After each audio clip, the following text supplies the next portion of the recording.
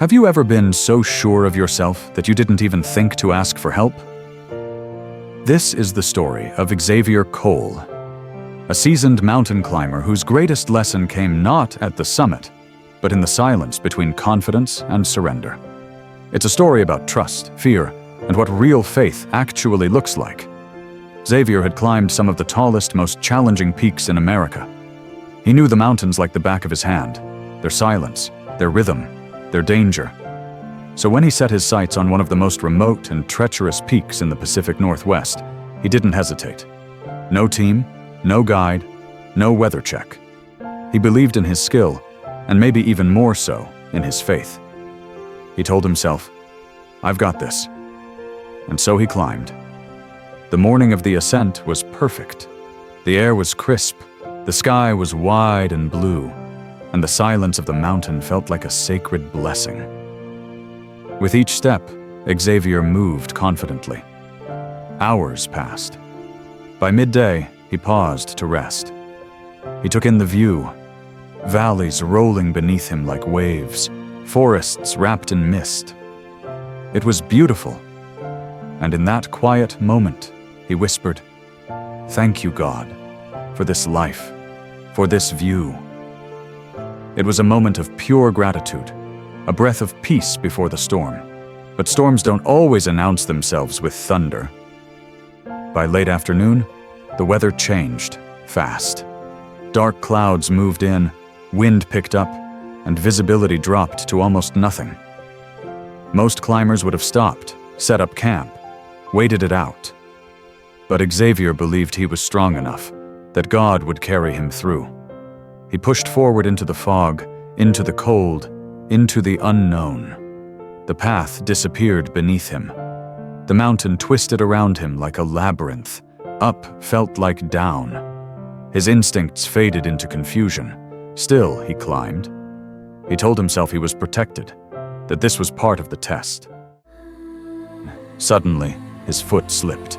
His hand reached out, missed the ledge, and he fell. The wind roared past him as he tumbled into open air. In that brief, terrifying drop, his whole life flashed before him. His childhood, his dreams, his regrets, his triumphs.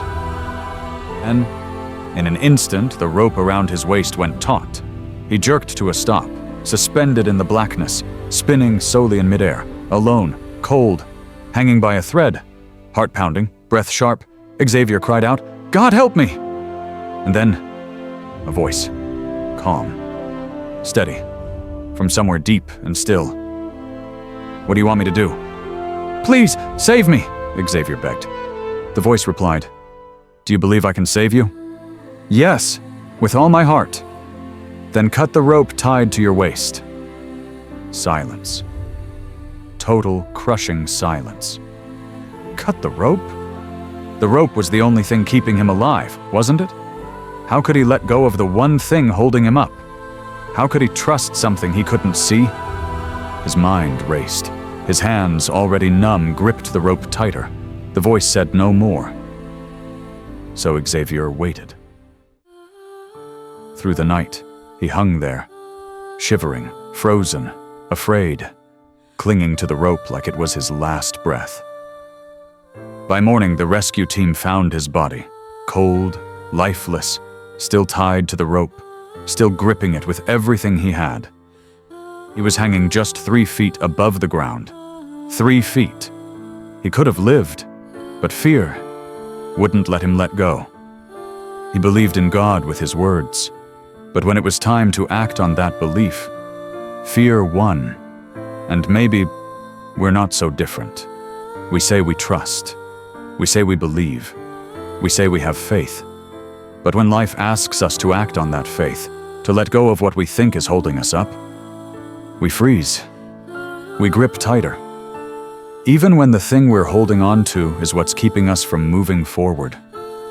The rope doesn't always look like a rope. Sometimes it's a relationship we're afraid to leave. A job that drains us but feels safe. A habit we know is hurting us, but can't imagine living without. A lie we've told ourselves for so long, we forgot it was a lie. We hang there, suspended in fear. All the while, freedom might be just 3 feet away.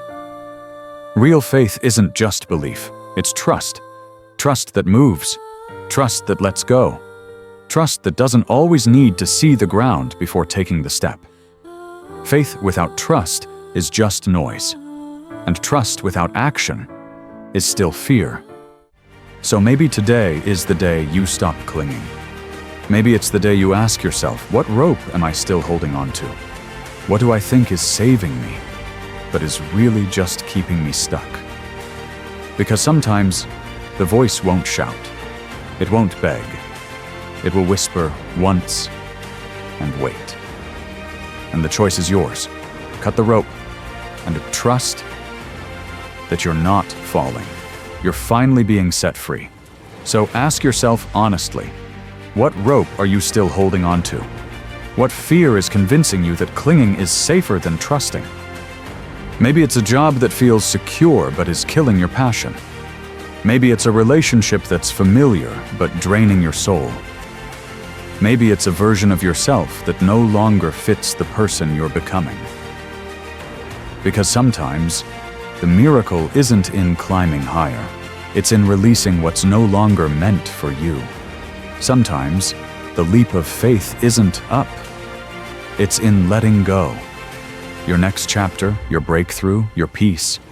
It might be closer than you think, but you'll never know unless you cut the rope. Trust the voice, let go, and become who you were always meant to be. If this story moved you, share it with someone who needs it. Subscribe to MotivatLens for more true stories that teach, move, and empower. Watch more life-changing videos or connect with us on social media, because one story can change everything, maybe even yours.